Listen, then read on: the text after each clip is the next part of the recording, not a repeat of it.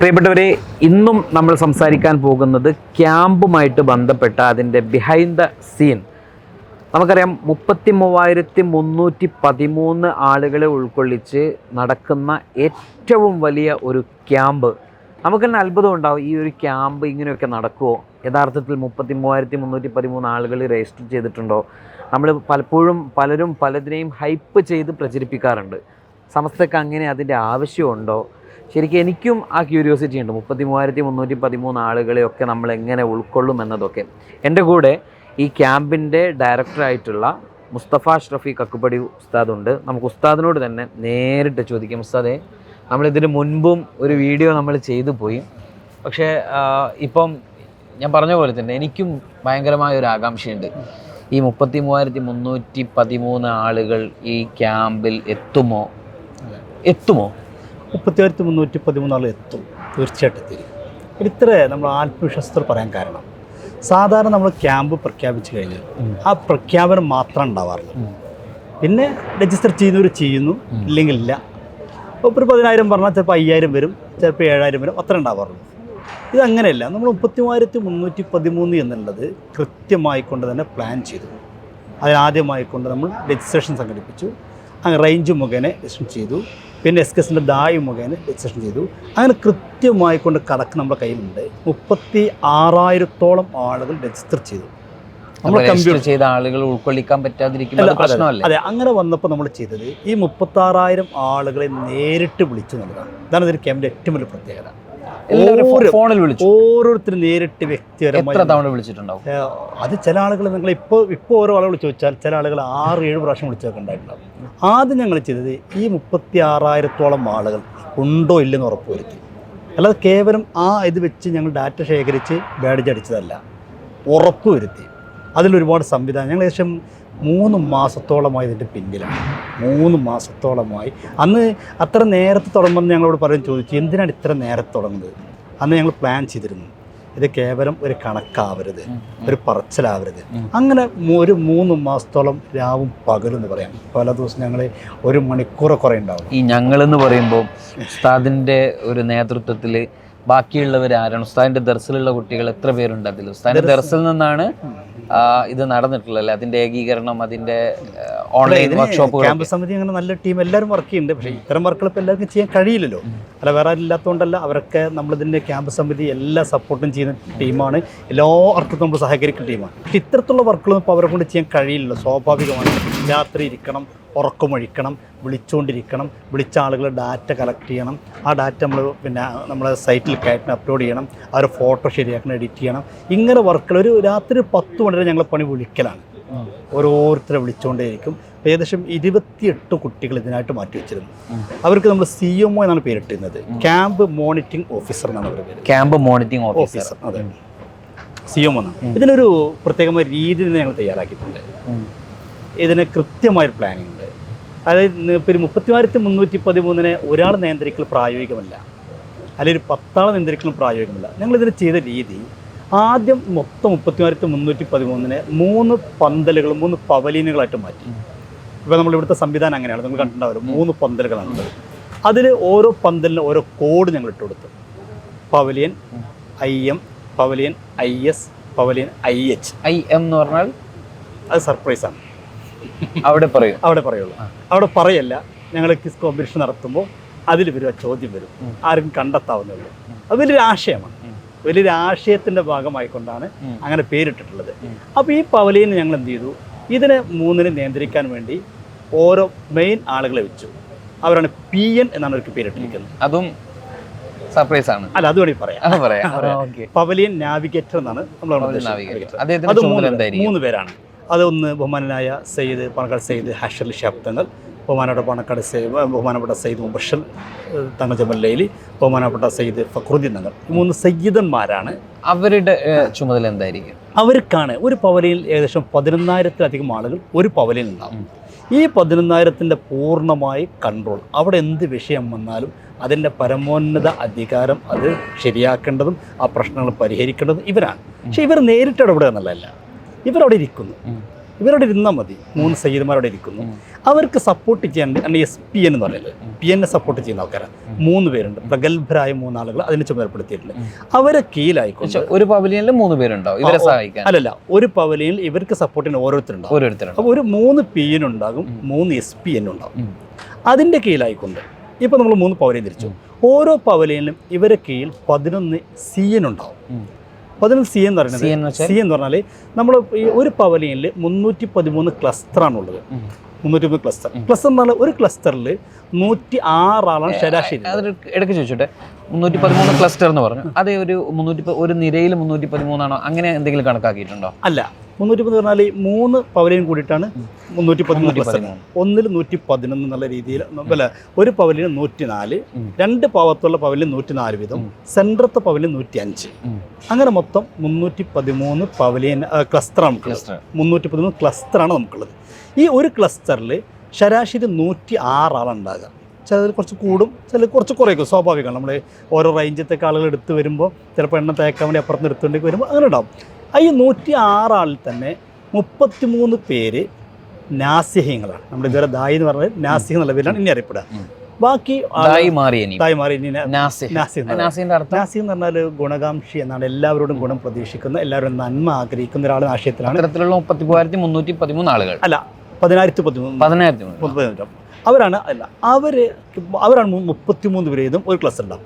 ബാക്കി ഏകദേശം ഒരു 74-75 പേരെന്ന് പറയുന്നത് ജനറൽ വിഭാഗത്തിൽ രജിസ്റ്റർ. അവർക്ക് നമ്മൾ ഹോണറി എന്ന പേരാണ് ഇട്ടിരിക്കുന്നത്. നമുക്ക് പിന്നെ ഡെലിഗേറ്റ് ഒന്നും കൊടുത്തിട്ടില്ല, കാരണം സമസ്തൻ്റെ ഒരു ബഹുമാനിക്കപ്പെടുന്ന അതിഥികളായിട്ടാണ് നമ്മൾ അവരെ കാണുന്നത്. അവരാണുള്ളത്. അപ്പോൾ ഈ ക്ലസ്റ്റർ നിയന്ത്രിക്കാൻ വേണ്ടി ഓരോ ക്ലസ്റ്ററിലും ഒരു CF ഉണ്ടാവും. ആ CFനെ സഹായിക്കാൻ ഒരു SFG ഉണ്ടാവും, ഒരു നമുക്ക് വിവരിച്ചു പോകാം. CF പറഞ്ഞാൽ ക്ലസ്റ്റർ ഫെസിലിറ്റേറ്റർ എന്നുള്ള ആശയത്തിലാണ് CF കൊടുക്കുന്നത്. ആ ക്ലസ്റ്ററിൻ്റെ പരമോന്നത അധികാരി അദ്ദേഹമായിരിക്കും. അദ്ദേഹത്തിന് സപ്പോർട്ട് ചെയ്യാൻ 2 ആളുകളുണ്ടാവും. ഒരു SFGയും ഉണ്ടാവും, ഒരു SFD ഉണ്ടാവും. ഈ SFG എന്ന് പറയാൻ കാരണം ജനറൽ വിഭാഗത്തിൽ നിന്ന് വന്ന സപ്പോർട്ട് ചെയ്യുന്ന ആളുകൊണ്ട് SFG എന്നുണ്ട്. ദായി വന്നതുകൊണ്ട് SFD എന്ന് പേരിട്ടു. ഇങ്ങനെ 10 ക്ലസ്റ്റർ കൂടുന്നതിനാണ് ഒരു സർക്കിൾ എന്ന് പറയുന്നത്. 10 ക്ലസ്റ്റർ കൂടുമ്പോൾ സർക്കിളിലാണ്. ആ സർക്കിളിൻ്റെ നാവിഗേറ്റർക്കാണ് CN എന്ന് പറയുക. അപ്പോൾ ഒരു PNൻ്റെ കീഴിൽ ഒരു SPN ഉണ്ടാവും, അദ്ദേഹത്തിൻ്റെ കീഴിൽ 11 CN ഉണ്ടാവും, ക്ലസ്റ്റർ നാവിഗേറ്റർ. ഈ 11 CNൻ്റെ കീഴിലായിക്കൊണ്ടാണ് ഒരു പിന്നെ ഓരോ ക്ലസ്റ്ററിലും ഒരു CFും ഒരു SFGയും SFDയും വരിക. ഇവരെ ജില്ലാ അടിസ്ഥാനത്തിൽ മോണിറ്റർ ചെയ്യാൻ ക്യാമ്പ് മോണിറ്ററിംഗ് ഓഫീസർ ഉണ്ടാവും, CM ഉണ്ടാവും. പിന്നെ അതിന് പുറമെ അത്യാവശ്യം കാര്യങ്ങൾ ഓടിപ്പായാൻ വേണ്ടി ഒരു HDC, എവിടെയും ഹെൽപ്പ് ഡെസ്കിൻ്റെ ഭാഗമായിട്ടുള്ള ആ ടീം ഉണ്ടാവും. ഇങ്ങനെ മൊത്തം നമുക്ക് ഏകദേശം 1111 ആളുകളാണ് ഇത് കൺട്രോൾ ചെയ്തുകൊണ്ടിരിക്കുക. 33,000 പുറമെയാണ് ഇത്. 30,313 പറയുമ്പോൾ അതിൽ ഇവരുൾപ്പെടെയാണ് 1111 ആളുകളാണ് കൃത്യമായിട്ട് ഇത് നിയന്ത്രിച്ചുകൊണ്ടിരിക്കുക. അപ്പോൾ നമ്മുടെ കൺസെപ്റ്റ് എന്ന് പറയുന്നത് 30,313 മാറിയിട്ട് 106 നമ്മളുള്ളത്. 106 എന്ന് പറഞ്ഞാൽ ഒരു CF, ഒരു SFG, ഒരു SFD. അവരെ കീഴിൽ 33 ദായി, നാസിഹ്. ഈ നാസിഹിൽ തന്നെ നമ്മൾ 10 പേരുണ്ട്. അവർ നാസി ആക്റ്റീവ് ടീം എന്നാണ് പറയുക, NAT എന്നുള്ള പേര്. 10 ടീം. ഈ 10 പേരാണ് അതിൻ്റെ ഉള്ളിൽ എല്ലാ ഹെൽപ്പും ചെയ്യുക. അതായത് അവർക്ക് ഭക്ഷണം കൊടുക്കാനും ഈ ബാക്കിയുള്ള സഹായിക്കാനൊക്കെ ഇവർ സർവ്വസന്നദ്ധരായിരിക്കും. അപ്പോൾ പുറത്ത് നമുക്ക് സാധാരണ നമ്മൾ വിക്കാൻ്റെ പ്രവർത്തകന്മാർ നമുക്കറിയാലോ, അവർ രാവും പകലും കഷ്ടപ്പെടുന്നവരാണ്. അവർ പുറത്ത് ഓടിപ്പോയാൻ അവർ വേണം, ഭക്ഷണം പാക്ക് ചെയ്യാൻ വരണം, ഇതിൻ്റെ ഉള്ളിൽ അവർ ഓടിയെത്തണം. അവരുടെ പണി പകുതി കുറച്ചു കൊടുക്കുന്ന സഹായത്തോടു കൂടെയാണ് നാസിങ്ങൾ പറയുമ്പോൾ സന്നദ്ധരായ ടീം തന്നെയാണ് അവർ നമ്മൾ ദൈവത്തെ ആ മേഖല ഉദ്ദേശിക്കുന്നത്. അപ്പോൾ ആ ഒരു ടീം നാസി എന്ന് പറയുമ്പോൾ നമ്മളത് ഉദ്ദേശിക്കുന്നത് എല്ലാവർക്കും ഗുണകാംക്ഷികളാണ്, എല്ലാ മേഖല ഉപയോഗപ്പെടുന്ന ടീമാണ്. അപ്പോൾ ആ ടീമിനെ ഇവർക്ക് സഹായകരങ്ങളുമായിട്ട് അതിൽ നിന്നൊരു 10 പേരെ തിരഞ്ഞെടുക്കുന്നത്, അതാണ് NAT. അപ്പോൾ ഈ 10 പേർക്ക് ആ 100 പേരെ നോക്കാൻ ഒരാൾ 10 പേരെ നോക്കിയാൽ മതി. സിമ്പിളാണ് കാര്യങ്ങൾ. ഇപ്പോൾ ഫുഡ് നമ്മളോട് എത്തി സങ്കല്പിക്കുക. നമ്മളെ ഫുഡ് നമ്മൾ തീരുമാനമായിട്ടുള്ളത് വാഹനത്തിൽ നമ്മുടെ പവലിയനിലേക്ക് എത്തുന്നു. അവിടെ നമ്മൾ ട്രോളി വെച്ചുകൊണ്ട് ഓരോ ക്ലസ്റ്ററിലേക്ക് ഫുഡ് എത്തിക്കുന്നു. ഒരു ക്ലസ്റ്ററിൽ 106 ആളുകൾ 106 ആളുള്ള ഭക്ഷണത്തിൻ്റെ ഒരു ബോക്സ് അവിടെ കൊണ്ട് നിൽക്കും. അവർക്ക് തിരിച്ചു പോകാം, വിൽക്കായ്ക്ക് പിന്നെ അവിടെ പ്രശ്നമല്ല. ഈ 106 ആളുള്ള ഫുഡ് ഈ NAT എന്ത് ചെയ്യും, ഇവർക്ക് വിതരണം ചെയ്യും. അത് CFും SFGയും SFDയും നോക്കും. അതിൽ ശ്രദ്ധിക്കേണ്ടത് ഈ SFGക്ക് SFDക്ക് വ്യത്യസ്തമായ ഒരുപാട് ചുമതലകളുണ്ട്. ഇവർ ആത്മീയ വശങ്ങൾ നോക്കാൻ ഒരാളുണ്ടാവും. SFG SFDയിൽ ആത്മീയ വശങ്ങൾ നോക്കി SFG ആണ്. അദ്ദേഹം വരെ നോക്കും ഭക്ഷണം കഴിക്കുമ്പോൾ ബിസ്മി എല്ലിയിട്ടുണ്ടോ, ഒരു ഉദാഹരണം, ഒരു കുട്ടീനെ അതെ, നമ്മുടെ ലക്ഷ്യം ഇവിടെ ക്യാമ്പിൽ ക്ലാസ് എടുത്ത് മാറ്റിയെടുക്കലല്ല, അത് മറ്റൊരു ഭാഗം. അതിലുപരി ഈ ഒരു ടീമിനെ കൊണ്ട് ഒരു ആത്മീയ മുന്നേറ്റം ഉണ്ടാക്കലാണ്. കേവലം വരവും പോക്കുമല്ല നമ്മൾ ആഗ്രഹിക്കുന്നത്. ഇവിടെ വന്നു പോകുമ്പോഴേക്ക് ഒരു ആത്മീയമായിക്കൊണ്ട് സംസ്ഥാന പ്രോഗ്രാമല്ലേ, അതിൻ്റെ ഒരു നേട്ടം ഉണ്ടാവണമല്ലോ. ഇത്രയും കോടികൾ ഇവിടെ ചെലവഴിച്ചിട്ട് നാളെ എന്തേ കിട്ടി ചോദിച്ചാൽ വെറുതെ ആവരുത്. സംസ്ഥക്ക് ശക്തി തെളിയിക്കാനല്ല 30,000 എന്നുള്ളത്. സംസ്ഥക്ക് ശക്തി തെളിയിക്കാനാണ് ക്യാമ്പിൽ വെക്കണമെങ്കിൽ 1,00,000 ആളെ പങ്കെടുപ്പിക്കാൻ നമുക്ക് എനിക്ക് ഉറപ്പുണ്ട്. 1,00,000 ആളെ വെച്ചുകൊണ്ട് ക്യാമ്പ് നടത്താനും വേണമെങ്കിലും കഴിയും. പക്ഷെ അതല്ല ഇവിടെ ലക്ഷ്യം. വരുന്നവർക്ക് എന്തെങ്കിലും കിട്ടണം. അപ്പോൾ അതിന് ഇപ്പോൾ തന്നെ ഇപ്പോൾ ഈ നാസിഹ്യങ്ങളായ ആളുകൾക്ക് ഇപ്പോൾ തന്നെ നമ്മൾ 5 പേരൊക്കെ വെച്ചുകൊണ്ട് കൊടുത്തിട്ടുണ്ട്. ഇവർ നിരന്തരം വിളിക്കുന്നതാണ്. നിങ്ങൾ ഏതെങ്കിലും ക്യാമ്പിൽ രജിസ്റ്റർ ചെയ്ത ആളുകൾ ചോദിച്ചു നോക്കുന്നത് അവർക്ക് വിളി തന്നിട്ടുണ്ടാകും. രജിസ്റ്റർ ചെയ്ത് സൈറ്റിൽ കയറിയിട്ടുണ്ടെങ്കിൽ സൈറ്റിൽ കയറുമ്പോൾ തന്നെ 313 ഗ്രൂപ്പുകളുണ്ട്. 313 ഗ്രൂപ്പ് ഇപ്പം ഉണ്ട്. ഏകദേശം 1 മാസത്തോളമായി ഗ്രൂപ്പ് ആക്റ്റീവായി നടക്കുകയാണ്. ആ ഗ്രൂപ്പിൽ നിന്നുകൊണ്ട് ഇവരെ വിളിച്ചുകൊണ്ടിരിക്കുന്നു, ക്ലാസ് എടുത്തുകൊണ്ടിരിക്കുന്നു. ഇപ്പോൾ തന്നെ ക്ലാസ്സുകൾ നിരന്തരം നടന്നുകൊണ്ടിരിക്കുകയാണ്. ഇപ്പോൾ ഈ ആളുകളൊക്കെ ഇനി ഇവരൊക്കെ എത്തുക എന്നുള്ളതാണ്. സാങ്കേതികമായിട്ട് എത്താതിരിക്കുന്ന ആളുകൾ അങ്ങനെയൊക്കെ ഉണ്ടാവും. ഒഴിവ് കഴിവ്. ഇപ്പോൾ ഒരാൾക്ക് ലേറ്റായി, ഇപ്പോൾ 4-ാം തീയതി ക്ലാസ്സിൽ പങ്കെടുക്കേണ്ട അയാൾ തീരുമാനിക്കുകയാണ്, ഞാൻ ഇന്ന് പോകുന്നില്ല, അല്ലെ എനിക്ക് ടിക്കറ്റ് കിട്ടിയിട്ടില്ല, അപ്പോൾ ഞാൻ നാളത്തേതിലേക്ക് മാറുകയാണ്. ആ എക്സ്ക്യൂസിന് നിങ്ങൾ എങ്ങനെ പരിഹരിക്കുക? ഞങ്ങൾക്ക് അതാണ് പ്രത്യേകത. ഞാൻ പറഞ്ഞ ഒരു ഗ്രൂപ്പിൽ 106 പേരുണ്ടാകും. ആ 106 ആൾക്ക് എന്ത് പ്രശ്നം ഉണ്ടെങ്കിലും അവർ CF അറിയിക്കണമെന്നാണ്. ഇപ്പോൾ നിങ്ങൾ രജിസ്റ്റർ ചെയ്ത് സങ്കല്പിക്കുക, നിങ്ങൾക്ക് വരാൻ കഴിയില്ലെങ്കിൽ നിങ്ങൾ ആബ്സെൻ്റ് രേഖപ്പെടുത്തണം. ആ ആബ്സെൻ്റ് ഉടൻ തന്നെ അവർക്ക് നേരിട്ട് നമ്മുടെ സൈറ്റിൽ ആബ്സെൻ്റ് രേഖപ്പെടുത്താം. ഉടൻ തന്നെ അത് CF കണ്ടെത്തുന്നു. CFും ഇപ്പോൾ നമ്മുടെ സൈറ്റിൽ നോക്കി കാണാം. ഒരു MGൻ്റെ താഴെ PNൻ്റെ താഴെ SPNൻ്റെ കയ്യിൽ അദ്ദേഹത്തിൻ്റെ പവലിയൻ, ആ പവലിലെ CN, അതിൻ്റെ കയ്യിൽ പിന്നെ CF, SFG, SFD, NAT എല്ലാം കൃത്യമായിട്ട്. ഇപ്പോൾ ഞാൻ MG ഒരാളാണെങ്കിൽ എനിക്കിത് ക്ലിക്ക് ചെയ്ത് കഴിഞ്ഞാൽ എൻ്റെ കയ്യിൽ ആരൊക്കെയാണ്, ഓരോ ആളുകളെയും എൻ്റെ കീഴിൽ വരുന്ന അവസാനത്തെ ആളെ പേര് നമ്പർ വരെ എനിക്ക് കിട്ടും. അപ്പോൾ ഇവർക്ക് എന്ത് ചെയ്യാം, ഇപ്പോൾ എന്നോട് റിപ്പോർട്ട് ചെയ്യാം. ഞാൻ CF ആണെങ്കിൽ അല്ലെങ്കിൽ നിങ്ങൾ CF ആണെങ്കിൽ നിങ്ങൾ റിപ്പോർട്ട് ചെയ്യാം. അപ്പോൾ CF ഉണ്ടെന്ന് ഞങ്ങൾക്ക് റിപ്പോർട്ട് ചെയ്യും, ഇന്നാൾ ആബ്സെൻ്റാണ്. അപ്പോൾ നമ്മൾ വെയിറ്റ് ലിസ്റ്റിൽ ആൾക്കാരെ വിളിക്കും, ഇന്നാളൊരു ആബ്സെൻ്റ് ഉണ്ട്, നിങ്ങൾക്ക് വേണമെങ്കിൽ ആബ്സെൻറ്റിൽ പകരം കയറി വരാം. ഇങ്ങനെ 38 ഫില്ല് ചെയ്തുകൊണ്ടേ ഇരിക്കുകയാണ്. ഒരു കുറവ് വരുമ്പോഴേ, കാരണം ഒരുപാട് ആളുകൾ വെയിറ്റ് ലിസ്റ്റില്ല, വിളിയാണ്, എങ്ങനെയെങ്കിലും ഒന്ന് രജിസ്റ്റർ ചെയ്യാൻ പറ്റുമോ. പക്ഷെ നമ്മൾ ആ സംവിധാനം ന്യൂ രജിസ്ട്രേഷൻ എന്നുള്ളത് ക്ലോസ് ചെയ്തു. അപ്പോൾ ഇനി അങ്ങനെ ആഗ്രഹിക്കുന്ന ആളുകൾക്ക് നമ്മൾ ചെയ്യുന്ന രീതി ഈ ആബ്സെൻറ്റിലേക്ക് അവരെ കയറ്റുന്നുണ്ട്. ഇനി എനിക്ക് കുറച്ച് കൺഫ്യൂഷനുകളുണ്ട്. നമുക്ക് ഡയറക്റ്റ് ഒരു ലാപ്പിൽ ഒന്ന് കാണിച്ചു തരാൻ പറ്റുമെന്നാണ് ഞാൻ മനസ്സിലാക്കുന്നത്. ഒന്ന് കാണാം. പക്ഷെ അതിന് മുന്നേ ഈ ഒരു ക്യാമ്പിൽ അവർക്ക് നമ്മൾ ആത്മീയമായിട്ട് കിട്ടും. പക്ഷേ ഒരു 33,000 എന്ന് പറയുന്ന വലിയൊരു ക്രൗഡിനെ നമ്മളിവിടെ എത്തിക്കുന്നു, അവരെ 4 ദിവസം 5 ദിവസം പരിപാലിക്കുന്നു. ഈ ക്യാമ്പിൽ പങ്കെടുത്തതിന് ശേഷം അവരെ എങ്ങനെയാണ് സമസ്തയ്ക്ക് വേണ്ടിയിട്ട് അവർ രൂപപ്പെടുന്നത്? നമ്മൾ ഇതുകൊണ്ട് എന്താണ് ഉദ്ദേശിക്കുന്നത്? ഞാൻ പറഞ്ഞല്ലോ, നമ്മൾ കേവലം ഒരു ക്യാമ്പ് നടത്തി പീരീഡല്ല നമ്മുടെ ലക്ഷ്യം. അപ്പോൾ നിങ്ങൾക്ക് ഞാൻ പറഞ്ഞത് പ്രീ ക്യാമ്പ് നടത്തി. പ്രീ ക്യാമ്പ് വളരെ വ്യവസ്ഥാപിതമായിരുന്നു. 95% ആളുകൾ പ്രീ ക്യാമ്പിൽ പങ്കെടുത്തുന്നുള്ളതാണ്. ഞങ്ങൾക്ക് അറ്റൻഡൻസ് ഉണ്ട്, അതാണ് പ്രത്യേകത. ആ അറ്റൻഡൻസ് എന്ന് പറഞ്ഞാൽ നമ്മൾ ബാഡ്ജ് വെച്ച് സ്കാൻ ചെയ്തിട്ടാണ് നമ്മൾ പ്രീ ക്യാമ്പിൽ പങ്കെടുത്തത്. അത് കൃത്യമായി നമ്മുടെ കണക്കിൽ എല്ലാം നമ്മുടെ കയ്യിൽ കണക്കുണ്ട്, കൃത്യമായിട്ട് നമ്മുടെ കയ്യിലുണ്ട്. 95% ആളുകൾ പ്രീ ക്യാമ്പിൽ പങ്കെടുത്തു. പ്രീ ക്യാമ്പിൽ പങ്കെടുക്കാത്ത ആളുകൾ ക്യാച്ചപ്പ് പ്രീ ക്യാമ്പിൽ 2 സംവിധാനിച്ചു. ഏകദേശം 95-ലേറെ ആളുകൾ പങ്കെടുത്തു എന്നുള്ളതാണ് സത്യാവസ്ഥ. അപ്പോൾ അവർക്ക് ഇത് കൃത്യമായി ഇപ്പോൾ തന്നെ ഇതിനെക്കുറിച്ചൊരു ആത്മീയ ബോധം ഉണ്ടായി. ഇനി മാത്രമല്ല, അതുകൊണ്ട് ഒരുപാട് നേട്ടങ്ങൾ നമുക്ക് വേണ്ടി മറ്റൊരു ഭാഗം പറയാം. ഞങ്ങളൊരു 5 ടാസ്ക് പ്രഖ്യാപിച്ചു. ഈ പുസ്തകത്തിൽ നമ്മളിപ്പോൾ ഈ ആളുകളൊക്കെ ഇവിടെ വരികയും എത്തിക്കുകയൊക്കെ വേണം. അപ്പോൾ അതിനു മുന്നേ നിങ്ങൾ പറഞ്ഞ CF അങ്ങനെ തുടങ്ങിയിട്ടുള്ള കുറേ കാറ്റഗറീസ്, ലീഡേഴ്സ്, കാര്യങ്ങളൊക്കെ ഉണ്ടല്ലോ. അപ്പോൾ നിങ്ങൾ തമ്മിൽ ഇപ്പോൾ അതിൻ്റെ കമ്മ്യൂണിക്കേഷനൊക്കെ എങ്ങനെയാണ് നടന്നുകൊണ്ടിരിക്കുന്നത്? ഞങ്ങൾ നിലവിൽ ഓഫ്ലൈനിൽ തന്നെ ഒരുപാട് സിറ്റിംഗ് നടത്തി, 1-2 നിരവധി നടത്തി. ഓൺലൈനിൽ എൻ്റെ ഓർമ്മ ശരിയാണെങ്കിൽ ഒരു 100-ലേറെ മീറ്റിംഗ് നടത്തിയിട്ടുണ്ടാകും. ഒരു മീറ്റിങ്ങിൽ എത്ര പേരും അങ്ങനെ പങ്കെടുക്കും? ഒരു മീറ്റിങ്ങിൽ അത് പിന്നെ ഓരോന്നനുസരിച്ച് കൊണ്ടാണ്. ഇപ്പോൾ നമ്മൾ PN മാത്രമാണ്, ഞങ്ങൾ PN SP മാത്രമാണ് 7 പേര് മാത്രമേ ഉണ്ടാവും. ഞങ്ങൾ മീറ്റിങ്ങിന് പ്രത്യേക പേരുകളൊക്കെ ഉണ്ട്. അങ്ങനെ രീതിയിലൊന്നുമല്ല. ഞങ്ങൾ സുപ്രീം ഷൂറാണ് മീറ്റിംഗ്, അത് ക്യാമ്പ് സമിതി നടത്തുന്നതാണ്. പിന്നെ അതിൻ്റെ താഴെ കൊണ്ട് മാസ്റ്റർ ഷൂറ, അത് MGയും PNും മാത്രം ഉണ്ടാവും. MGയും 3 പവലിയൻ്റെ ചുമതല ആൾക്കാരുണ്ടാവും. അതിൻ്റെ താഴെ എന്ന് പറയുന്നത് എക്സിക്യൂട്ടീവ് ഷൂറയാണ്. എക്സിക്യൂട്ടീവ് ഷൂറ എന്ന് പറയുമ്പോൾ ഒന്നുകൂടി വിപുലീകരിക്കും, അതിലേക്ക് SP എന്നൂടി കയറും എക്സിക്യൂട്ടീവ് ഷൂറ. അപ്പോൾ നമ്മൾ പിന്നെ 6+1 7 പേരാണ് അതിലുണ്ടാകുക. പിന്നെ ഡയറക്റ്റ് ഷൂറയാണ്. അതിൽ CN കൂടി കൂടും. ഡയറക്റ്റ് ഷൂറ എന്ന് പറയുമ്പോൾ ഈ പറയുന്ന MGയും PNും SPNും CNും കൂടി കൂടും. പിന്നെ അതിന് താഴെ ആക്ഷൻ ഷൂറ, അതിൽ നമ്മുടെ SFGയും SFDയും കൂടും. അതിൻ്റെ താഴെ വരുന്ന ഫീൽഡ് ഷൂറ. ഫീൽഡ് ഷൂറ എന്ന് പറയുമ്പോൾ അതിൽ നമ്മളെ താഴെ തട്ടിൽ വരെ നമ്മൾ എത്തിച്ചേരാണ്, SFDയും SFGയും എത്തിച്ചേരുന്നു. അതിൻ്റെ താഴെയാണ് ഗ്രാൻഡ് ഷൂറ. അതിൽ ഈ പറയുന്ന MG ഉണ്ടാവണം, PN ഉണ്ടാവണം, SPN ഉണ്ടാവണം, CN ഉണ്ടാവണം, SFG ഉണ്ടാവണം, SFD ഉണ്ടാവണം, NAT ഉണ്ടാവും. ഇത് തോന്നുന്നു ഗ്രാൻഡ് ഷൂറ. ഇത് ഞങ്ങൾ ഗ്രാൻഡ് ഷൂറ കൂടുക എന്ന് പറഞ്ഞാൽ ഞങ്ങൾ വേറെ ഈ 1000 ആൾക്കൊക്കെ പങ്കെടുക്കാവുന്ന 2 ലിങ്ക് എടുത്തിട്ടാണ് ഞങ്ങൾ മീറ്റിംഗ് കൂടാറുള്ളത്. ഇനി ഇവിടെ വന്നാലും തന്നെ അതിവിടെയൊക്കെ സമയം വെച്ചിട്ടുണ്ട്. ഒരു ദിവസത്തിൽ ഇത്ര സമയം നമ്മൾ ഗ്രാൻഡ് ഷോർ നടക്കണം, ഇത്ര സമയം നമ്മൾ ഫീൽഡ് ഷോർ നടക്കണം, ഇത്ര സമയം ആക്ഷൻ ഷോർ നടക്കണം, പിന്നെ സുപ്രീം ഷോർ നടക്കണം. ഇങ്ങനത്തെ സമയം എഴുതി വെച്ചിട്ടുണ്ട്. ഈ ഓരോ സെഷൻ കഴിഞ്ഞാലും അതിൻ്റെ വിലയിരുത്തലുകളുണ്ടാവും. അവിടെയൊക്കെ നമ്മൾ എപ്പോഴും ഇവരെ കൂടാൻ കഴിയില്ല. അങ്ങനത്തെ ഘട്ടത്തിലുള്ള മാസ്റ്റർ ഷോർ മാത്രമേ ഉണ്ടാവും. MGയും PNും കൂടും. MGയും 3 പവലിൻ്റെ PNും കൂടും. ഈ സമയബന്ധിതമായിട്ടൊക്കെ ക്ലാസ് എടുക്കുന്ന ആളുകൾ, ഫാക്കൽറ്റികളൊക്കെ അതിനൊക്കെ ക്രമീകരണം വന്നിട്ടുണ്ട്. കൃത്യമായ സമയം എല്ലാവരും കൊടുത്തിട്ടുണ്ട്. എത്രയെന്ന് വെച്ചാൽ അവർ മാറ്റർ നമ്മൾ വാങ്ങി വെച്ചിട്ടുണ്ട്. ഒരു ഫാക്കൽറ്റി എന്ത് പ്രസംഗിക്കും അവർക്ക് നമ്മൾ അങ്ങോട്ട് കൊടുത്തു, അതനുസരിച്ചുകൊണ്ട് അവർ മാറ്റർ ഉണ്ടാക്കുന്നു. ആ മാറ്റർ ഞങ്ങൾക്ക് നൽകുന്നു. അതിൽ നിന്ന് വ്യതിചലിക്കാൻ പാടില്ല. ആ മാറ്റർ ഞങ്ങൾ സ്ക്രീനിൽ കാണിക്കുകയും ചെയ്യും. ഇവർ പ്രസംഗിക്കുമ്പോൾ അവർ പോയിന്റ്സ് എല്ലാം സ്ക്രീനിലിടും.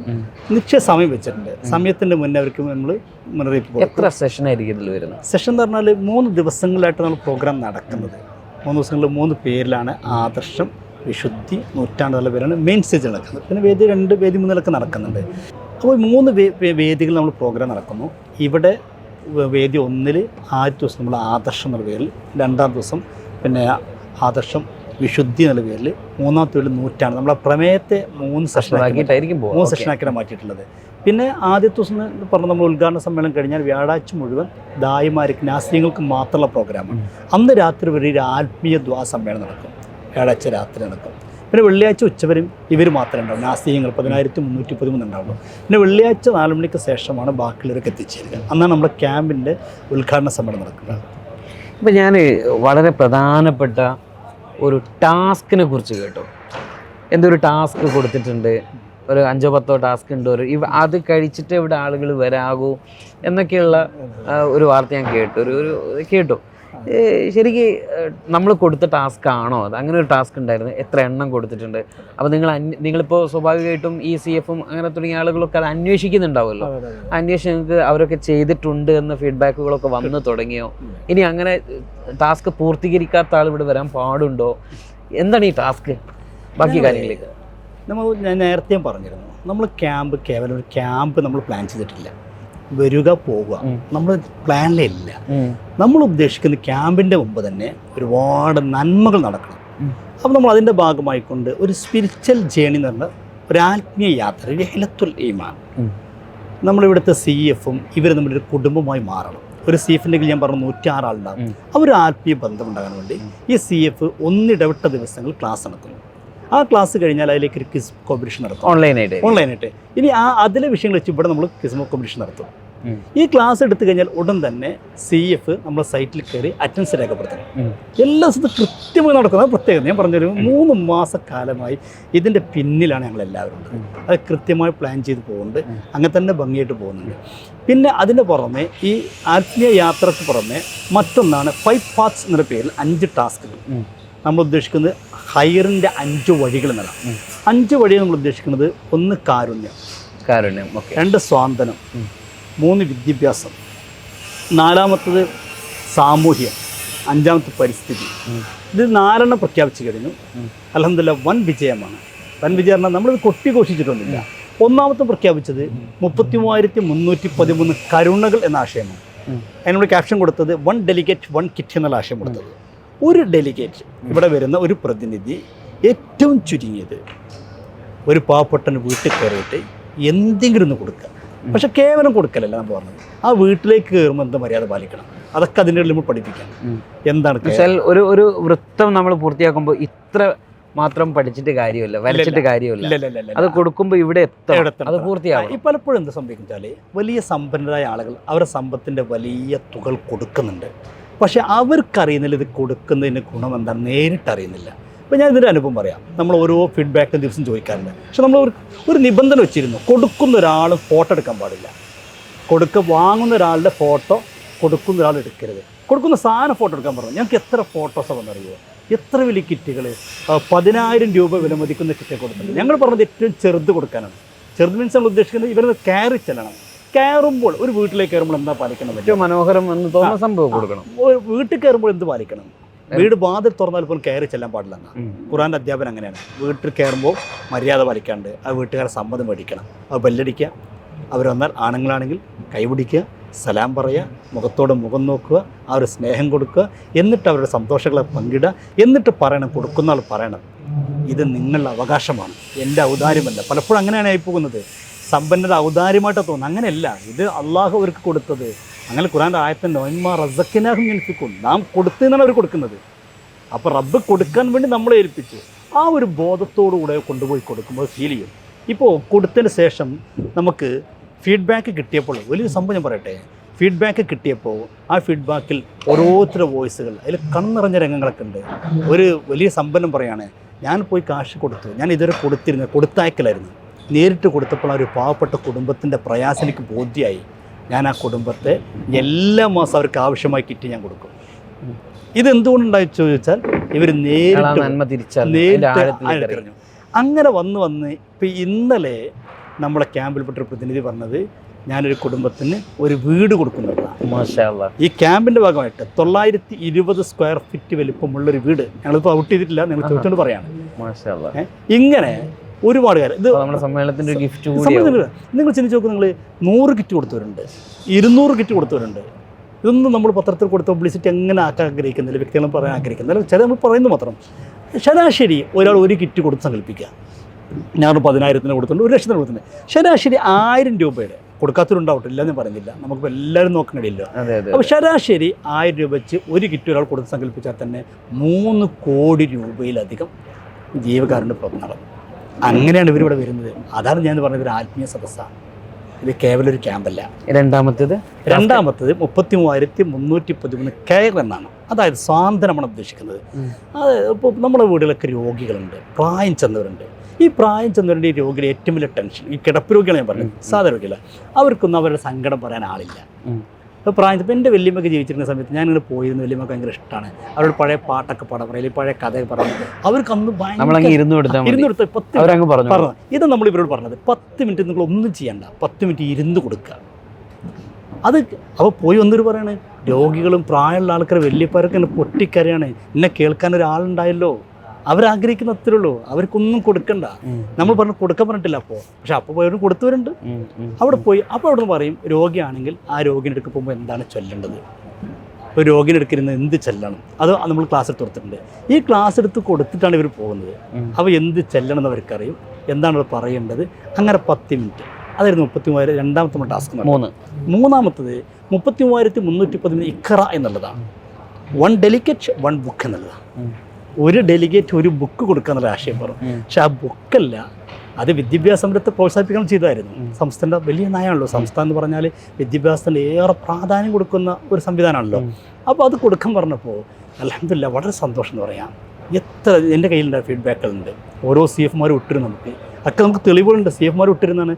ആ പോയി വന്ന ചില ആളുകൾ ഒരു വീട്ടിൽ കയറി ഒരു ബുക്ക് കൊടുക്കാൻ ചെന്നപ്പോൾ ആ വീട്ടിൽ 2 +2 പഠിക്കുന്ന വിദ്യാർത്ഥികളുണ്ട്. വല്ലാത്ത പ്രയാസത്തിലാണ് അവർ. ഇത് സമ്പന്ന അയാൾ മനസ്സിലായി, ആ കുട്ടികളെ തുടർ പഠനം എത്ര ലക്ഷങ്ങൾ വന്നാലും ഏറ്റെടുക്കാൻ പോകും. ഇതാണ് ക്യാമ്പ്.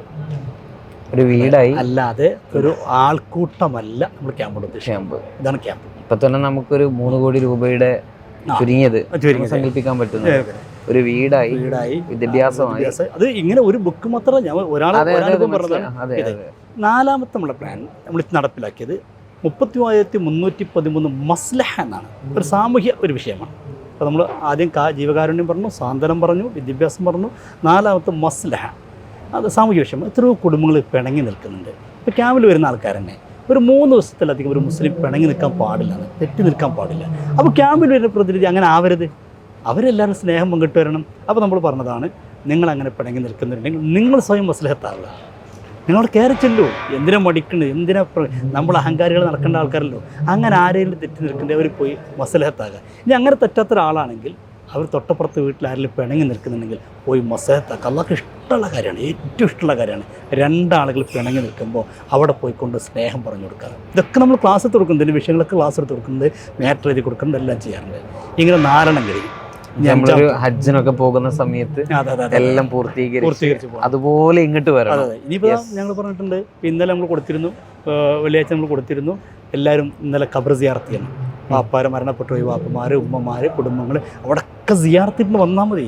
കാരണം ഈ സമ്മേളനം കൊണ്ട് അവർക്കൊക്കെ ഗുണം കിട്ടണം. ഞാനത് പറഞ്ഞു, കേവലം ഒരു ആൾക്കൂട്ടമായി മാറാതെ ഇതിലൊരുപാട് ഗുണങ്ങൾ. ഞാൻ നേരത്തെ പറഞ്ഞല്ലോ 313 CF നിശ്ചയിച്ചു.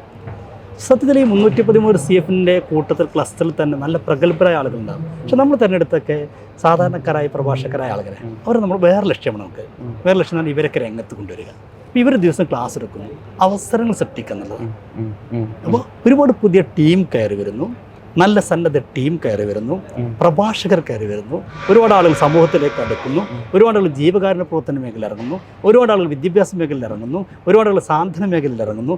ഇങ്ങനെ ഒരുപാട് കാര്യങ്ങൾ. ഒരു ക്യാമ്പ് അല്ല നമ്മുടെ മനസ്സിലുള്ളത്. നമ്മൾ 5ാമത്തെ പറഞ്ഞില്ല, 5ാമത് പറയില്ല, പ്രഖ്യാപിച്ചിട്ടില്ല. പ്രഖ്യാപിക്കാതെ സർപ്രൈസ് ആയിട്ട് നിൽക്കും. അവരിങ്ങനെ കാത്തിരിക്കും. ഇതാ പുതിയ വരാൻ പോകുന്നത്, ഒരു പരിസ്ഥിതിയെ കുറിച്ച് നമ്മൾ പറഞ്ഞു. അതന്നെ, അതെന്താണെന്ന് പറഞ്ഞിട്ടില്ല. അത് 5 മേഖല പറഞ്ഞു. ഈ പരിസ്ഥിതിയിൽ എന്താണ് ടാസ്ക് പറഞ്ഞിട്ടില്ല. അപ്പൊ അത് ഇൻഷാല്ലാ നമുക്ക് അന്ന് അറിയാം. അതും കേട്ടവർ വരുള്ളൂ, അത് കേട്ടേ വരാൻ പറ്റുള്ളൂ. ഏതായാലും നമ്മളിത് കേട്ട് നോക്കുമ്പോൾ ഇതൊരു ചെറിയൊരു ക്ലാസ്സോ അല്ലെങ്കിൽ ഒരു കുറേ ആളുകൾ വെറുതെ വരുന്നു. ക്യാമ്പ് സാധാരണ ക്യാമ്പുകൾ നടക്കാറുണ്ട്. ഒരാൾ പ്രസംഗിക്കുന്നു, കേൾക്കുന്നു, പോകുന്നു. കുറച്ച് അതിനപ്പുറത്തേക്ക് ഇതൊരു കേരളത്തിലെ ഇതിൻ്റെ അങ്ങനെ ഒരു സവിശേഷത കൂടി ഉണ്ടല്ലോ അല്ലേ? കേരളത്തിലെയും നമ്മുടെ പ്രധാനപ്പെട്ട മഹല്ലുകളുടെയും ഒക്കെ പ്രധാനപ്പെട്ട ആളുകളായിരിക്കും ഇവിടെ വരുന്നത്. അപ്പൊ അവർക്കൊരു ആ രീതിയിലുള്ള ഒരു അഡ്വൈസ് കിട്ടുമ്പോൾ ആ മഹല്ലിനെ അവർക്ക് മാറ്റാൻ പറ്റും ഇല്ല? അതൊരു വലിയൊരു ഘടകമായിരിക്കും. ഇനി നമ്മൾ ഈ ക്യാമ്പ് കഴിഞ്ഞാലും നമ്മൾ ഉദ്ദേശിക്കുന്നത് ഇപ്പോൾ പ്രീ ക്യാമ്പ് നടന്നതുപോലെ ആഫ്റ്റർ ക്യാമ്പ് പേര് നമ്മൾ പ്ലാൻ ചെയ്തിട്ടില്ല. നിസ്താമരാണൊക്കെ അത്തരം കാര്യങ്ങളൊക്കെ നയപരമായ കാര്യങ്ങളൊക്കെ ശരിക്കും ചെയ്യേണ്ട ഒരു കാര്യം. കാരണം ഇവിടം കൊണ്ട് ഇത് നിൽക്കരുത് എന്നാണ്. കാരണം ഇവരെ ഫോളോ അപ്പ് ചെയ്യുക എന്നുള്ളതാണ്. അത് ഇപ്പോൾ തന്നെ പറഞ്ഞല്ലോ, ഒരു ആത്മീയ കുടുംബ ബന്ധം ഉണ്ടായിട്ടുണ്ട്. ഭയങ്കര ടച്ചാണ് ഇപ്പോൾ. CF, SFG, SFD. ഇപ്പോൾ നമ്മൾ പ്രീ ക്യാമ്പിൽ തന്നെ സംഭവമായിരുന്നു. പ്രീ ക്യാമ്പിൽ അവസാന സെഷൻ എന്ന് പറയുന്നത് 2 മണിക്കൂർ പ്രീ ക്യാമ്പ്. അത് കറക്റ്റായിരിക്കണം എന്നാണ്. അങ്ങോട്ടും പോകുമ്പോൾ ഇങ്ങോട്ടും പാടില്ല. 10 മണിക്ക് പ്രീ ക്യാമ്പ് തുടങ്ങേണ്ടതെങ്കിൽ 9 മണിക്ക് CF-ഉം പിന്നെ SFG, SFD അവിടെ എത്തണം. അവരെത്തിയിട്ട് പിന്നെ 9:30 മണിക്കാണ് നാസിഹ്യങ്ങൾ എത്തേണ്ടത്. നാസിഹ്യങ്ങൾ ഇവർ കൈകൊടുത്ത് സ്വീകരിക്കണം. അങ്ങനെ 9:00-ക്ക് എത്തിയ നാസിഹ്യങ്ങളും CF അവിടെ നിൽക്കുന്നു. 10 മണിയുമ്പോഴേക്കും മറ്റൊരു വരുമ്പോൾ ഇവർ പോയി സലാം പറഞ്ഞ് സ്വീകരിക്കണം. 10 മണി മുതലാണ് നമ്മൾ പ്രോഗ്രാം ആരംഭിക്കുന്നത്. 10 മണി പ്രോഗ്രാം വെച്ചാൽ 11:30 മണിയാകുമ്പോൾ നിർത്തിക്കൊള്ളാം. 11:30 മണിക്ക് പിന്നെ ചെയ്യുന്നത് പ്രോഗ്രാമല്ല, ഈ CF-ഉം ഈ SFG-യും SFD-യും ബാക്കി അംഗങ്ങൾ ഒരുമിച്ചിരിക്കുകയാണ്, ഒരു കുടുംബമായിട്ടിരിക്കുകയാണ്. എന്നിട്ട് അവരിങ്ങനെ പരിചയപ്പെടുന്നു, ബന്ധപ്പെടുന്നു, നമ്പർ പരസ്പരം കൈമാറുന്നു. അങ്ങനെ ഈ 33,313 ആളുകൾ വിവിധ കുടുംബങ്ങളായി മാറി എന്നുള്ളതാണ്. ഇതൊക്കെ ഇതിൻ്റെ ഗുണങ്ങൾ എന്ന് പറയുന്നത് വലിയൊരു ടീം സ്പിരിറ്റുള്ളവരായിട്ട് മാറി. ഏതായിരുന്നാലും നമുക്ക് പറയാൻ പറ്റുന്ന അതിൻ്റെ രഹസ്യങ്ങളൊക്കെ നമ്മളിപ്പോൾ കുറച്ച് ഇനിയും ഒരുപാട് രഹസ്യങ്ങൾ അണിയറയിൽ ഒരുപാടുണ്ടെന്നാണ് ഞാൻ മനസ്സിലാക്കുന്നത്. അത് അങ്ങനെ തന്നെ നിൽക്കട്ടെ. അത് അനുഭവിക്കുകയും അറിയുകയും ഒക്കെ ചെയ്യുന്നതാണ് അതിൻ്റെ ഒരു.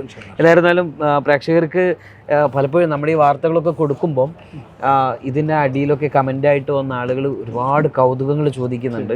ഈ ക്യാമ്പ് എങ്ങനെ ഉണ്ടാകും, ക്യാമ്പിൻ്റെ അതിൻ്റെ ഒരു ഉത്തരം കൂടിയായിരിക്കും ഈ ഒരു എപ്പിസോഡ് എന്നാണ് ഞാൻ മനസ്സിലാക്കുന്നത്. ഏതായിരുന്നാലും ബാക്കി കാര്യങ്ങൾ നമുക്ക് ഓരോ ദിവസവും അപ്ഡേറ്റ് ചെയ്യേണ്ടതുണ്ട് എന്നാണ് ഞാൻ മനസ്സിലാക്കുന്നത്. ഇനി അവസാനമായിട്ട് ഞാൻ ഒറ്റ കാര്യം കൂടി, എനിക്ക് പിന്നെ നിങ്ങൾ പറഞ്ഞല്ലോ ഇപ്പം എൻ്റെ നാട് കൊടുവള്ളിയാണ്, എൻ്റെ മഹല്ല് കരീറ്റിപ്പറമ്പാണ്. ഇപ്പം എൻ്റെ നാട്ടിൽ എൻ്റെ മഹല്ലിൽ നിന്ന് ആരൊക്കെ ഇവിടെ പങ്കെടുത്തു? ഇപ്പോൾ 33,000 ആൾ, ഞാൻ തുടക്കം ചോദിച്ചോ അതാണ്, 33,000 ആളൊക്കെ പങ്കെടുക്കുമോ എന്നൊരു ആശങ്കയോട് കൂടിയിട്ടാണ് ഞാൻ ചോദ്യത്തിലേക്ക് വന്നത്.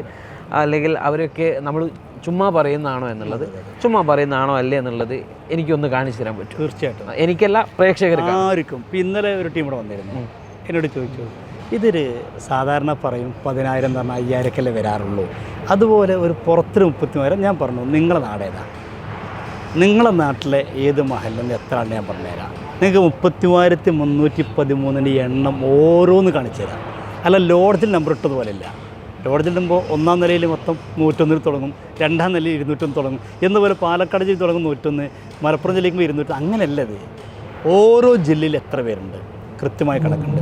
ഓരോ ജില്ല എത്ര ക്ലസ്റ്റർ ഉണ്ട്. ഉദാഹരണം പറഞ്ഞാൽ വയനാട് ജില്ല ഞങ്ങൾ കൃത്യമായ കണക്കുണ്ട്. 9 ക്ലസ്റ്ററാണ് വയനാട് ജില്ലയിൽ, 9 ക്ലസ്റ്റർ. കോഴിക്കോട് ജില്ല എത്ര ക്ലസ്റ്റർ ഉണ്ട്, പാലക്കാട് ജില്ല എത്ര ക്ലസ്റ്റർ ഉണ്ട്, മലപ്പുറം ഈസ്റ്റ് വെസ്റ്റ് കർണാടക, ഇപ്പോൾ ദ്വീപ് ലക്ഷദ്വീപിൽ നിന്ന് 8 ക്ലസ്റ്റർ നമുക്ക്, അന്തമാനിൽ 2 ക്ലസ്റ്റർ ഉണ്ട് നമുക്ക്, തമിഴ്നാട്ടിൽ നിന്ന് 2 ക്ലസ്റ്റർ ഉണ്ട് നമുക്ക്. കർണാടകയിൽ നിന്ന് ഭയങ്കര ജനക്കൂട്ടാണ്. കർണാടക ഭയങ്കര നമ്മൾ പ്രതീക്ഷേനേക്കാളധികം ആളുകൾ ചെയ്ത സ്ഥലമാണ് കർണാടക. ഇങ്ങനെ ഓരോ സ്ഥലത്തും എത്ര ക്ലസ്റ്റർ ഉണ്ട്, അവിടെ നിന്ന് എത്ര എണ്ണമുണ്ട്, സംശയമുള്ള ആര് വന്നാലും എൻ്റെ മൊബൈലിൽ നിന്ന് കാണിച്ചു കൊടുക്കാൻ കഴിയും, സൈറ്റിൽ നിന്ന് കാണിച്ചു കൊടുക്കാൻ കഴിയും. ഈ കുട്ടികൾ സർവ്വസന്നദ്ധരാണ്. ആർക്കും സൈറ്റ് ഒന്ന് നോക്കാം. ഓക്കെ. അപ്പോൾ എനിക്ക് ഉസ്താദ് ഈ 33,000 ആളുകളുടെ ആ ഒരു ലിസ്റ്റ് അല്ലെങ്കിൽ അതെങ്ങനെയാണ് ഇവർ ക്രോഡീകരിച്ചതെന്ന് സംബന്ധിച്ചുള്ള എൻ്റെ ഒരു സംശയം ഉസ്താദ് ദൂരീകരിച്ചതാണ്. ഉസ്താദ് എന്തെങ്കിലും സോഫ്റ്റ്വെയർ ആണ്, അത് നമ്മളെ ഇതിനെ ഡെവലപ്പ് ചെയ്തതാണോ അല്ലെങ്കിൽ അല്ല, നമ്മളെ സംസ്ഥൻ്റെ ഇതിനു വേണ്ടി മൊത്തം ഉണ്ടാക്കിയ സംവിധാനമുണ്ടോ അതിൻ്റെ ഒരു ഭാഗമാക്കിയിട്ടാണ്, ഇതിനായിട്ട് മാത്രമല്ല അതിൻ്റെ ഒരു ഭാഗമായിട്ടാണ് നമ്മളിതിൽ ചെയ്തിട്ടുള്ളത്. അപ്പോൾ 35,635 എന്താണ് ഈ 35,635 നമ്മൾ ക്യാമ്പിലേക്ക് മാത്രം രജിസ്റ്റർ ചെയ്ത ആളുകളാണ്. ഇതിന് പുറമെ ഞാൻ പറഞ്ഞോട് വിക്കായുണ്ട്, വേറെ ടീമുകൾ കിടന്നതിൽ കൂട്ടിയിട്ടില്ല. ക്യാമ്പിലേക്ക് ഇതിനെയാണ് നമ്മൾ സ്ക്രീൻ ചെയ്ത് 33,313 എത്തിച്ചിട്ടുണ്ട്. ഇപ്പോൾ നമുക്ക് ലാസ്റ്റ് വെച്ച് നോക്കിയാൽ കാണാൻ കഴിയും, ഇവിടെ ഇത്രണ്ട്, പിന്നെ ജനറൽ ക്യാമ്പിലെ ആൾക്കാർ ഇത്രണ്ട്, കോർഡിനേറ്റർമാർ ഇത്രണ്ട്. അങ്ങനെ മൊത്തം ഇപ്പോൾ 33,313 ആളുകൾ എന്നുള്ള ഓപ്ഷനിൽ നിൽക്കുകയാണ്. ഇനി അതിൻ്റെ താഴെയാണ് അവരെ പുറത്താണ് MG, പിന്നെ ഞാൻ നേരത്തെ പറഞ്ഞ MG, പിന്നെ PN, ഒരു MGൻ്റെ കീഴിൽ 3 PN, അതിൻ്റെ കീഴിൽ SPN, അതിൻ്റെ കീഴിൽ SCF, അതിൻ്റെ കീഴിൽ SFG, SFD, HDC, പിന്നെ IT വിങ്, CO മുതലൊക്കെ ഉണ്ട്. അതിൻ്റെ നമ്പറുകളാണ് ഈ കാണുന്നത്. 313 ഓരോന്നിൻ്റെയാണ്. ഇനി എൻ്റെ ചോദ്യത്തിൻ്റെ ഉത്തരം എവിടെയാണ് കിട്ടുക? കാരണം എൻ്റെ മഹലിൽ നിന്ന് ഒരാൾ ഇവിടെ പങ്കെടുത്തിട്ടുണ്ടോ എന്ന് ഞാൻ എങ്ങനെയാണ് അറിയാം?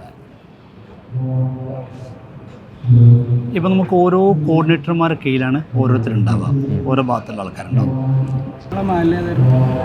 കൊടുവള്ളി.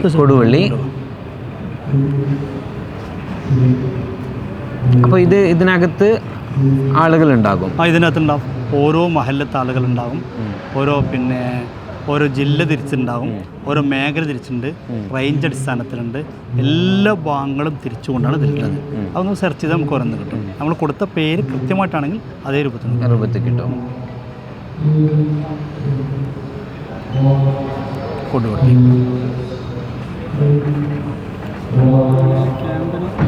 കൊടുവള്ളിയോ തലപ്പരമണ്ണ റേഞ്ച് ആയിരിക്കും വരിക. അബ്ദുൽ ജലീൽ അഷ്അരി കോർഡിനേറ്റർ അവരാണ്. അവരെ കീഴിൽ ഇവിടെ 75 പേര് ഇവിടെ കാണിക്കുന്നുണ്ട്. 75 പേര് കാണിക്കുന്നത്. അത് ഫുള്ള് ദായിക്ക് മാത്രമല്ല. അത് കൊടുവള്ളി പറഞ്ഞാൽ ആ പ്രദേശം നിങ്ങളുടെ മഹല്ല് മാത്രമാവില്ല, പരിസര പ്രദേശങ്ങളുണ്ട് ഓരോ കാണിക്കുന്നത്. ഇവിടെ കരീറ്റിപ്പറമ്പ് കാണുന്നുണ്ട്, നിങ്ങളാണ് കാണുന്നില്ലേ? മുഹമ്മദ് ഷെരീഫ് ഇവിടെ ഉണ്ട്, ഹുസൈൻ കുട്ടി. അതെ, നിങ്ങൾ ആ കൊടുവള്ളി ഭാഗത്തിൽ എല്ലാവരും ഇതിലുണ്ടാവും. ഇങ്ങനെ കേരളത്തിൽ ആര് വന്നിട്ട് കേരളത്തിലല്ല, പിന്നെ GCCയിൽ നിന്ന് ദായിമാർ മാത്രമാണ്. ഇനി ജനറൽ വേറെ ഉണ്ടാവും. അങ്ങനെ ഓരോ പ്രദേശത്തെ ആളുകളെ ചോദിച്ചാൽ ഇവിടെ ആർക്ക് സംശയം ഉണ്ടെങ്കിലും നമുക്ക് കാണിച്ചു കൊടുക്കാം. ഞങ്ങൾക്കത് പൂർണ്ണ ആത്മവിശ്വാസമാണ്. നമ്മളിൽ പലരും ഒരുപാട് ക്യാമ്പുകൾ കണ്ടിട്ടുണ്ടാകും, ഒരുപാട് പ്രതിനിധികളായി പങ്കെടുത്തവരുമായിരിക്കും. പക്ഷേ ഈ ക്യാമ്പ് വ്യത്യസ്തമാകുന്നത് ഇതിനകത്തെ സംവിധാനങ്ങളും ഇതിനകത്ത് നിന്ന് നമ്മൾ നേടിയെടുക്കുന്ന അറിവുകളുടെ വലിയ ഒരു ആഴക്കടലുണ്ട്. അതിനകത്ത് മുങ്ങി തപ്പിയെടുക്കാൻ നമുക്ക് എന്തോ ഉണ്ടോ അത് പരിശോധിക്കുന്നവരാണ് ഇവിടെ വരുന്ന 33,000 ആളുകളും. അങ്ങനെ പരിശോധിക്കാൻ നിങ്ങൾക്ക് പറ്റിയാൽ നമ്മളുടെ ഈ ക്യാമ്പും ഈ ഒരു സംഘാടനവും ഈ മികവുമെല്ലാം വളരെ വലിയ വിജയത്തിലേക്ക് നമ്മെ എത്തിക്കുമെന്ന കാര്യത്തിൽ ഒരു തർക്കവുമില്ല. ഏതായിരുന്നാലും ഇതെല്ലാം കേട്ട് ഞാൻ എക്സൈറ്റഡ് ആണ്. ഇനി അത് കാണുക, അനുഭവിക്കുക എന്നുള്ളതാണ്. ഞാൻ ഇപ്പോഴും അത്ഭുതപ്പെടുന്ന ഉസ്താദേ, സമസ്തയ്ക്ക് ഇങ്ങനെ ഒരു സംവിധാനമൊക്കെ സിസ്റ്റമാറ്റിക്കായിട്ട് വരുന്നു എന്നത് അത് അപ്രീഷിയേറ്റ് ചെയ്യപ്പെടേണ്ട ഒന്ന് തന്നെയാണ്. ഏതായിരുന്നാലും മറ്റൊരവസരത്തിൽ കൂടുതൽ വിഷയങ്ങളും വിശേഷങ്ങളുമായി നമുക്ക് കാണാം. അസ്സലാമു അലൈക്കും.